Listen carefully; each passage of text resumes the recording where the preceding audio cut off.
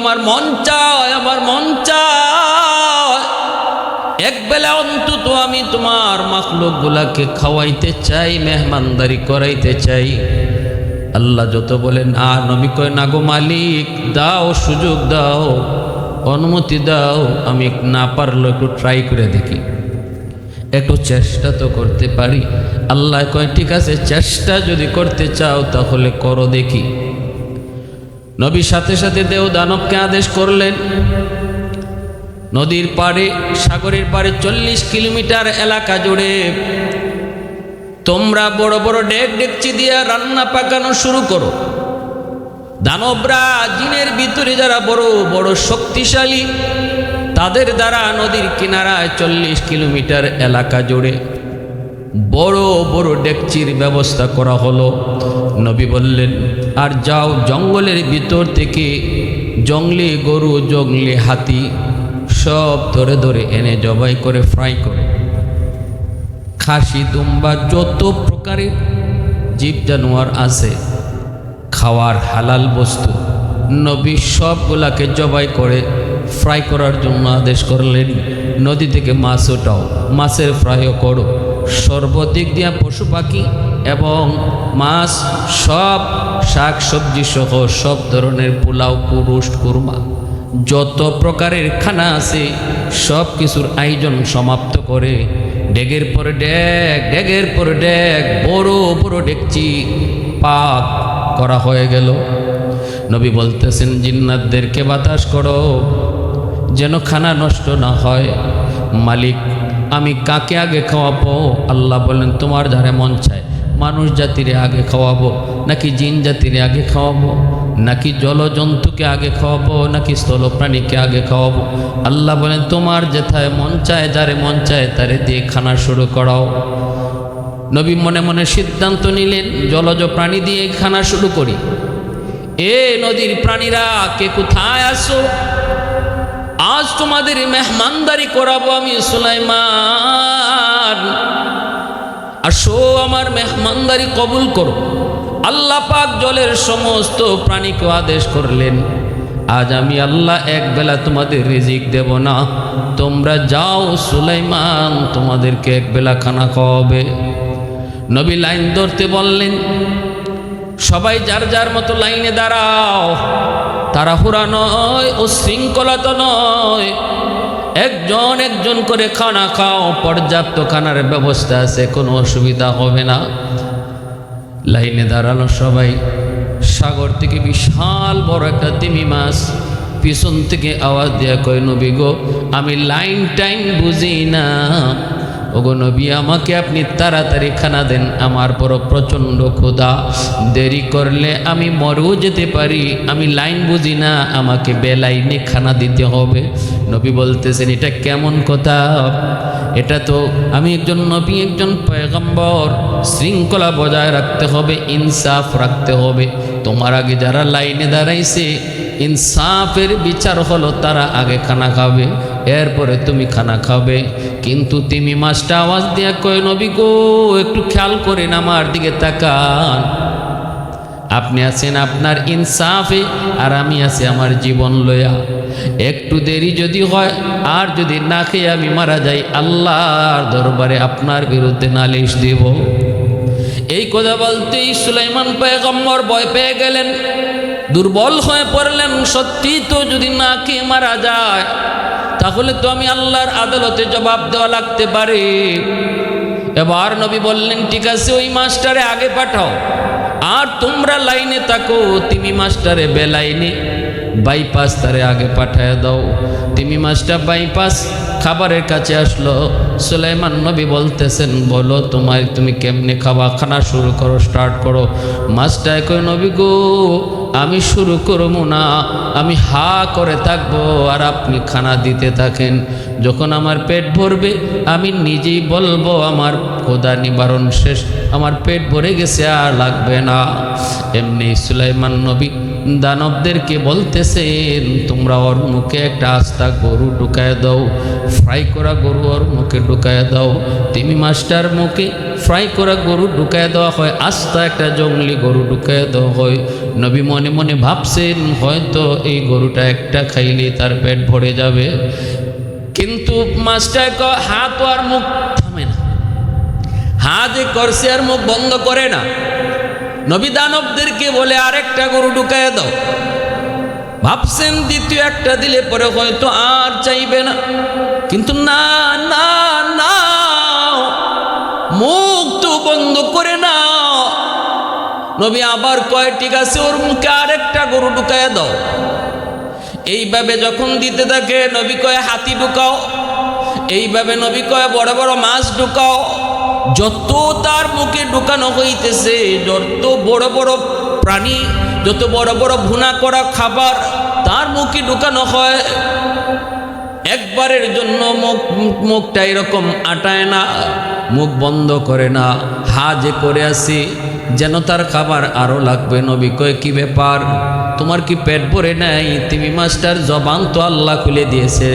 তিমি মাছটায় কয় নবী কয় এখনো আমার পেটের এক কোনা ও খবর হয় নাই। কি দিছেন আপনি? আসলে দিছেন না দেন নাই আমি তো বুঝতেছি না। নবী গো আমি তো পেটের ক্ষুধায় মরে যেতেছি, আরো দেন আরো দেন। মুহূর্তের ভিতরে সুলাইমান পয়গম্বর দানবদেরকে কয় একে একে একে একে একে একে পুরা ডেগের সব খাওন তার মুখে ঢেলে দেওয়া হচ্ছে। 40 কিলোমিটার এরিয়া পর্যন্ত যত খাবার ছিল অর্ধেক দেওয়া শেষ, এরপরও তিমি মাছের পেট ভরে না। নবী তো হতাশ, এমন একটা দুইটা না, অসংখ্য তিমি, অসংখ্য মাছ, আরও তো লাইনে দাঁড়ানো, এখনো তো কেউ খানা শুরুই করে নেই। শুধুমাত্র একটা তিমি মাছের খানা দিয়ে শুরু হলো, অসংখ্য অগণিত সৃষ্টিকুল এখনো লাইনে দাঁড়ানো, এখনো বাকি। নবী তো হতাশ হয়ে গেলেন, হতাশ হয়ে গেলেন। নবী বলতেছেন কি ব্যাপার, পেট কি ভরে নাই? কয় না গো নবী, টের পাই নাই, আরো দেন। আল্লাহর পয়গম্বর এবার দানবদেরকে বলে যা আছে সব দাও, অন্তত ওর অন্তত পেট ভরাও, ওর অন্তত পেট ভরাও, অন্তত ওর পেট ভরাও। 40 কিলোমিটার এরিয়া জুড়ে যত খাবার ছিল সব খাবার তিমি মাছের মুখে ঢুকায় দেওয়ার পরও এই মাছ এখনো হা করে আছে, এখনো মুখ বন্ধ করে না। আল্লাহর নবী সেজদায় পড়ে আল্লাহর কাছে কান্দে, মালিক তোমার কুদরত বুঝা বড় দায়। আল্লাহ একটা মাছের কাছে আমি লজ্জিত হয়ে গেলাম, এখনো তার মুখ বন্ধ হয় না। মালিক আরো খানা চায়, আমার খানা তো যা ছিল সব তো শেষ হয়ে গেছে। আল্লাহ এখন আমি কি করব, এখন কি করব? তিমি মাছটা আওয়াজ দেয়া কয় নবী গো, গো আল্লাহর পয়গম্বর, আপনি আমার অনেক কষ্ট দিয়েছেন, অনেক ক্ষতি করে ফেলছেন গো নবী, খানা দেন না কেন? নবী কয় খানা তো শেষ। এবার মাছটায় কয় নবী গো শুনেন, এত খাবারের আয়োজন করলেন, সব আমার মুখে ঢুকায় দিলেন, অথচ এই খাবার খাওয়ার পরে আমার এক লোকমা খানার সমতুল্য হয়েছে। আর ভালো করে শোনেন, আমার মালিক, আমার মালিক যিনি আমাকে প্রতিদিন প্রতি রাত সপ্তাহে সপ্তাহে বছরের পর বছর যে মালিক আমারে সাগরে খাওয়ায়, এই মালিক এমন লোকমা একটা না 3 লোকমা খাবার আমাকে ডেলি খাওয়ায়।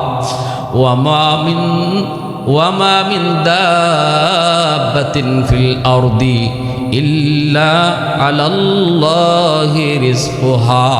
আল্লাহ পাক রব্বুল আলামিন কয়, জমিনের ভিতরে যত প্রাণী আছে সমস্ত প্রাণীকুলের রিজিক আমি আল্লাহর হাতে, আমি আল্লাহ তাদেরকে রিজিক দেই। ভাইরা বন্ধুরা এবার একটু বুঝো, এই যুবক ওই যে দেখো না একজন রিক্সাওয়ালা ভাই পকেটটা খালি করে বের হয়েছে, বিকালবেলা পকেটটা ভরে তারে বাসায় পাঠায় দেখে, তিনি আমার আল্লাহ। পাখিটা সকালবেলায় খালি পেটে বের হয়, জানে না কোথায় তার রিজিক আছে। বিকালবেলা ওই পাখিটাও পেট ভরে আবার তার বাসায় বাচ্চাদের কাছে ফিরে আসে। ফিরায় কে, খাওয়ায় কে? তিনি হলেন আমার আপনার মালিক আল্লাহ, তিনি আমার আপনার মালিক আল্লাহ। সকালবেলাও একটা মাছ সাগরে নামে পাক আহারের সন্ধানে জানে না কোথায় তার খাবার কিভাবে পেট ভরবে। বিকালবেলা আল্লাহ তাকেও পরিপূর্ণরূপে খাদ্য পেটে দিয়ে আল্লাহ তারে বিকালে ফিরায়। এজন্য আল্লাহ কয় মানুষ একটু মনে রাখো, এই জমিনের ভিতরে যত প্রাণী দেখো, ছোট হোক বড় হোক, রিজিক আমি আল্লাহর হাতে, আমি রিজিক দেই, আমি আল্লাহ রিজিকের ব্যবস্থা করি। এজন্য ভাই, আল্লাহর এত বড় পয়গম্বর সুলাইমান চেয়েছিলেন মালিকের কাছে এক বেলা তিনি আল্লাহর সমস্ত মাখলুককে খাওয়াবেন। আল্লাহ দেখায় দিছে, সুলাইমান একটা মাছ রে তুমি 3 লোকমা খানা দিতে পারলা না, 1 লোকমা খানাতে তোমার সব আয়োজন শেষ হয়ে গেল। অথচ আমি আল্লাহ ওই মাছটারে এমন 3 লোকমা খাবার প্রতিদিন খাওয়াই। সুবহানাল্লাহি ওয়া বিহামদিহি সুবহানাল্লাহিল আযীম।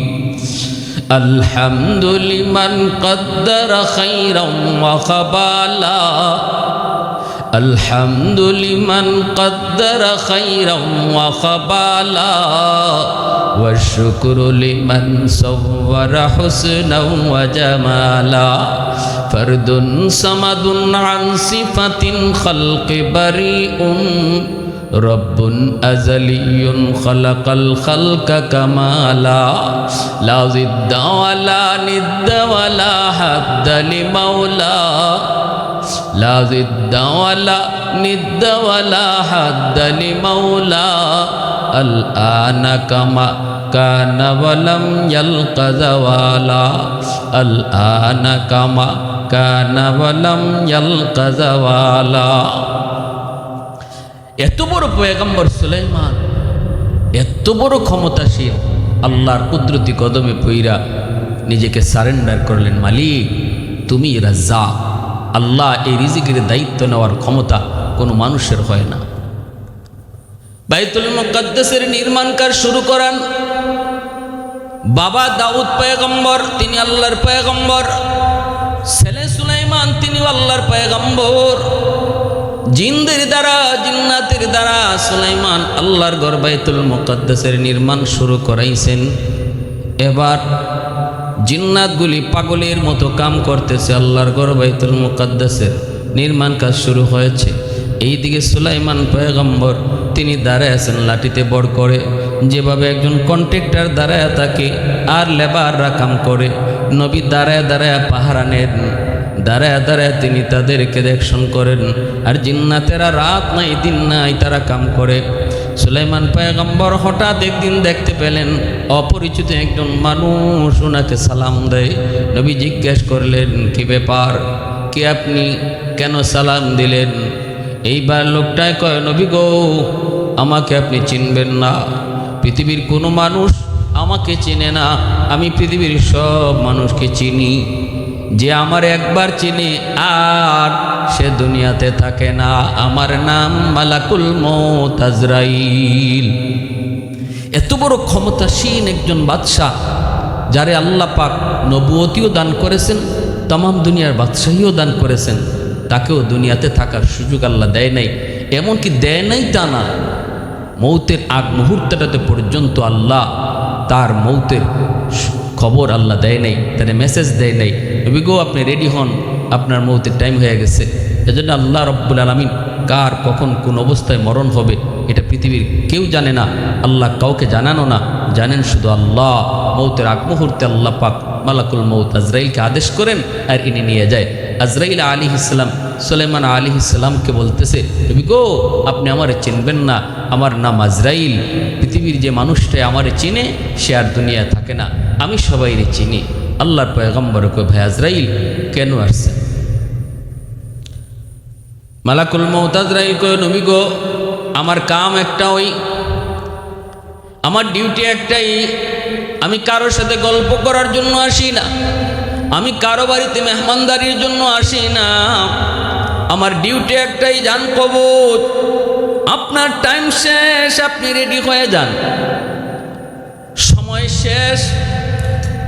আল্লাহর পয়গম্বর সুলাইমান অবাক হয়ে গেলেন, ভয় পাইলেন। বিষয়টা এমন না দুনিয়া থেকে যেতে চান না এমনও না, মৌতকে ডরান তাও না, অবাক হলেন শুধু এজন্য আল্লাহর ঘর বাইতুল মুকাদ্দাসের নির্মাণ কাজ চলছে। 3 ভাগের 2 ভাগ কাজ শেষ হয়েছে, 1 ভাগ কাজ এখনো বাকি আছে। আর এই কাজটা করাইতেছেন চিনি জিন্নাতের দ্বারা। জিন্নাত কত বড় বিয়ারা জাতি আমরা ভালো করে জানি। জিন্নাতকে ভয় দেখায় কাম করাইতে হয়, স্বইচ্ছায় ওরা মানুষের আদেশ মানে না, ভয় পায় যারে তার কথা মানে, তার কামটাই জিন্নাতেরা করে। নবী চিন্তায় পড়ে গেলেন, এই মুহূর্তে যদি আমার ইন্তেকালের খবর জিন্নাতেরা পায় তাহলে আর আল্লাহর ঘরের কাম, বাকি কামটার সমাপ্ত হবে না, আল্লাহর ঘরের কাম অসমাপ্ত থেকে যাবে। এজন্য নবী চিন্তায় পড়া মালাকুল মউত আজরাইলকে বলতেছেন, ভাই আজরাইল, একটা কথা রাখবানি, আমি আমার মাশুকের সাথে, মাহবুবের সাথে দেখা করতে পাগল। আমি তো আল্লাহর সাথে দেখা করার জন্য রাজি, কিন্তু একটু সময় আমি চাই, আমার জন্য না, আল্লাহর ঘর মসজিদে আকসার জন্য। ওই যে দেখো জিন্নাতগুলা কাম করতেছে, এই অবস্থায় যদি আমার মৃত্যু হয়, এই অবস্থায় যদি আমার ইন্তেকাল হয়, তাহলে কাম বন্ধ করে দিবে। একটু সময় যদি দাও, কাজটা হয়ে যাক, তারপরে আমি প্রস্তুত। আমি এখনো প্রস্তুত, তবে আল্লাহর ঘরের খাতিরে একটু সময় চাইতেছি, দিবানি। মালাকুল মউত আজরাইল কই, নবী গো, এমন একটা কথা বললেন যেই কথার অধিকার আমার, আমি আজরাইলের নাই। আল্লাহ আমাকে এমন পারমিশন দেয় নাই, কেউ যদি সময় চায় তার জন্য আমি সময় দিই, এই পারমিশন আল্লাহ আমাকে দেয় নাই। ওগো নবীজি, যদি আপনাকে কিছু সময় নিতেই হয় তাহলে মালিকের দরবারে দরখাস্ত করেন। সাথে সাথে আল্লাহর পয়গম্বর আল্লাহর কাছে দরখাস্ত করেন, মালিক একটু সময় চাই, নিজের জন্য নয়, ফ্যামিলির জন্য নয়, বউ বাচ্চার জন্য নয়, আমার ক্ষমতার জন্য নয়, আল্লাহ সময় চাই, শুধু তোমার ঘরটা যেন সমাপ্ত হয়। আল্লাহ একটু সময় দিবানি। রব্বুল আলামিন জবাব দেয়, সুলাইমান, এটা আমি আল্লাহর নিজাম না, আমি আল্লাহর আদত হচ্ছে, যার যখন সময় হয়ে যাবে আর তাকে সময় দেওয়া হবে না। এবার তার বয়স যৌবন চলে, এবার তার বয়স নাকি বৃদ্ধকাল চলে। সে কি ঘরে আছে নাকি দোকানে আছে, সে কি বাড়িতে আছে নাকি গাড়িতে আছে, আমি আল্লাহ এগুলা দেখি না। টাইম যখন হয়ে যায় আর সময় দেওয়া হয় না। অতএব দেরি করার সময় নাই, রেডি হয়ে যাও, রেডি হয়ে যাও, মৌতের জন্য প্রস্তুত হয়ে যাও। আল্লাহর নবী কই, মালিক, তাহলে তোমার ঘরের বাকি কামটা কেমনে হবে আল্লাহ একটু জানতে মন চায়। আল্লাহ কই, এটা আমি আল্লাহ বুঝবো, আমার ঘরের কাম কেমনে সমাপ্ত হবে আমি আল্লাহ বুঝবো। নবী কয়, মালিক একটু জানতে মন চায়, মন চায়, আল্লাহ একটু কও না কেমনে করবা। মালিক কই, তাহলে শুনো, যেই লাঠিতে বট দিয়া তুমি দাঁড়ায় আছো, ওই লাঠিতেই তুমি দাঁড়ায় থাকবা, জানো তোমার কবজ হয়ে যাবে, কিন্তু আমি আল্লাহ তোমার লাশটাকে মাটিতে ফালাবো না, লাশটা পচাবো না, গলাবো না, চোখটা তোমার তাকানোই থাকবে, চোখটাও মুছবে না। ওই অবস্থায় জিন্নাতেরা দূর থেকে তাকায় দেখবে তুমি তাকায় আছো। জীবিত মানুষ যেভাবে দাঁড়ায় থাকে এইভাবেই তুমি দাঁড়ায় আছো, এইভাবেই তাদেরকে দেখতেছো, এইভাবেই তুমি কন্ট্রাক্টারি করতেছো। ওরা বুঝবে তুমি জীবিত, মূলত তুমি জীবিত নও, মূলত তোমার রূহ কবজ হয়ে গেছে। যতক্ষণ পর্যন্ত না আমি আমার ঘর মসজিদে আকসা বাইতুল মুকাদ্দাসের কাজ সমাপ্ত না হবে, ততক্ষণ পর্যন্ত তোমার লাশটাও মাটিতে পড়বে না, জিন্নাতরাও বুঝবে না। এবার সুলাইমান নবী কম, মালিক, এমনই যদি হয় তাহলে আমি দেরি করতে রাজি না, আমিও প্রস্তুত, আল্লাহ আমাকে তুমি নিয়ে যাও। সাথে সাথে আল্লাহর পয়গম্বর অর্ধ পৃথিবীর বাদশাহ খালি হাতে আল্লাহর ডাকে তিনি চলে গেলেন, জান কবজ হয়ে গেল। ভাইরা বন্ধুরা, দুনিয়ার বাদশা হয়েও হাতে কিছু নেওয়া যায় না, হাতে কিছু নেওয়া যায় না। দুনিয়ার বাদশা হইও খালি হাতেই কবরে যেতে হয়। কবরে যাওয়ার সময় কোনো সামান সাথে নেওয়া যায় না। এজন্য ইব্রাহিম বিন আদহাম না, দুনিয়ার বাদশাহ যুলকারনাইন, তামাম দুনিয়ার বাদশাহ যুলকারনাইন মৃত্যুর আগে বলেছিলেন, আমার ইন্তেকালের পর তোমরা কাফনের ভিতর থেকে আমার দুটা হাত বের করে রেখো। আমি দুনিয়ার মানুষকে মেসেজ দিতে চাই, মানুষেরা শুনো, দুনিয়ার বাদশা ছিলাম আমি যুলকারনাইন, কিন্তু কবরের যাত্রী হয়েছি খালি হাতে, শূন্য হাতে। হাত কিন্তু আমার খালি হাতে কিছুই নেই। অতএব দুনিয়াতে যে যা করো একটু খেয়াল কইর, কবরের পথের পথিক তুমি খালি হাতে, কিছুই তোমার সাথে যাবে না। অন্যায়ভাবে কারো জমি দখল কইরো না, আর একদিনের হক মাইরা খাওয়ার চেষ্টা করো না, বোনের জমি দখলে আইনো না, ছোটো ভাইয়ের জমি দখল করার চেষ্টা করো না, প্রতিবেশীর সিম টেইলো না। এই 4 আঙ্গুল 10 আঙ্গুল জায়গার ভিতরে 100টা জায়গাও তোমার সাথে কবরে যাবে না। একটু চিন্তা করো, একটু চিন্তা করো, একটু মন দিয়া ভাবো, এই মৌত তোমার আমার খুব কাছের যুবক, কে কোথায় কোন অবস্থায় মৌতের ডাক আসবে কেউ জানে না। পত্রিকার পাতা উল্টাইলেই দেখি অ্যাক্সিডেন্টে যুবকের মৃত্যু, পত্রিকার পাতা উল্টাইলেই ফেসবুকের ভিতরে ঢুকলেই দেখি অ্যাক্সিডেন্টে কত কম বয়সের যুবক যুবতী মারা যাইতেছে। এজন্য বয়সের গ্যারান্টি নাই, বয়সের বাহাদুরিও কইরো না, বাহাদুরিও কইরো না। আল্লাহর পয়গম্বর সুলাইমান, আল্লাহর পয়গম্বর, শুধু পয়গম্বর না, পয়গম্বরের ঘরের পয়গম্বর, শুধু পয়গম্বর পরিচয় না, দুনিয়ার বাদশাহ, মৌতের আগে সময় পান নাই, আল্লাহ পাক রব্বুল আলামিন কবজ করে, রূহটা কবজ করে নিয়ে গেলেন আজরাইলের মাধ্যমে। লাশটা এভাবে আল্লাহ দাঁড় করায় রাখলেন, আল্লাহ তার কথা মতোই লাশটা এভাবে দাঁড় করায় রাখলেন। এরপরে আমার ভাইরা বন্ধুরা কাজ শুরু হলো। জিন্নাতেরা মনে করতেছে উনি তো দাঁড়ায় কাজ দেখতেছেন, অতএব না ফাঁকিবাজি করার কোনো সুযোগ নাই। দিন যায় রাত যায়, জিন্নাতেরা কাম করে, হরদম তারা কাম করে। ঘটনা কি, নবী তো এমনভাবে তাকায় আছে, লড়েও না চড়েও না, মনে হয় আল্লাহর পক্ষ থেকে কাজের বড় দ্রুত কাম শেষ করার অর্ডার আসছে। অতএব লড়ালড়ি কইরো না, তা কাম দ্রুত চালাও, দ্রুত চালাও। ভাইরা বন্ধুরা, এইভাবে একদিন 2 দিন নয়, 1টা বৎসর পর্যন্ত নবীর ইন্তেকালের পর আল্লাহ পাক তার লাশটাকে লাঠির মধ্যে দাঁড় করায় রাখছেন। যখন আল্লাহর ঘর মসজিদে আকসার কাজ সমাপ্ত হয়, যেই টাইমটাতে কাজ সমাপ্ত হলো, ওই টাইমটাতেই লাশটা লাঠি থেকে ভর দেওয়া অবস্থা থেকে মাটিতে ঢলে পড়লো। জিন্নাতেরা দৌড়ে আসলো, নবী পইরা গেল। ঘটনা কি, জিন্নাতেরা আসলো, আইসা তারা তার হাত ধরছে, পায়ে ধরছে। জিন্নাতেরা ধইরা তারা বুঝতে পারলো বডির কন্ডিশন কয়, নবী এখন মারা যায় নাই, নবী আরও বহু আগেই মারা গেছে। কতদিন আগে মারা গেছে? জিন্নাতেরা এইবার পরীক্ষা শুরু করছে। ওই দিন জিন্নাতেরা যদি পরীক্ষা না করত, কতদিন আগে আল্লাহর পয়গম্বর সুলাইমান নবীর ইন্তেকাল হলো, এই বিষয়টা যদি জিন্নাতরা তখন তদন্ত না করত, আজও পর্যন্ত আমরা পৃথিবীর মানুষ কেউ জানতাম না নবীর কত আগে ইন্তেকাল হয়েছিল।